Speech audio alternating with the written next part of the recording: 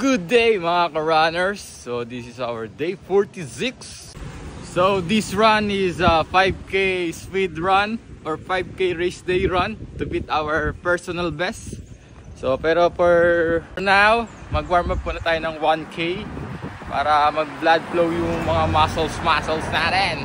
Then we're using the 361 Flame 3.5 carbon plated performance shoes. So proven and tested na gumagana to sa speed workout sa mga speed session natin. So come and join me. Let's run for this day. Let's go. Run for your life. 1K warm up done. So ang balak nating pacing is uphill 5:30, then downhill 4:30 para average tayo ng 5 minutes per kilometer. Let's go. Starting now the 5K speed run. Let's go. 1K 5:01.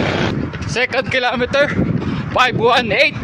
3K 5:38.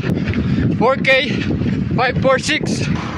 5K 4:47. So that's our 5K run here again at Country Road. So I've a total of 27 minutes ata yung time natin or below. So hindi ko na hit yung goal ko na 5 minutes per kilometer kasi almost 5 minutes and 30 seconds yung average natin.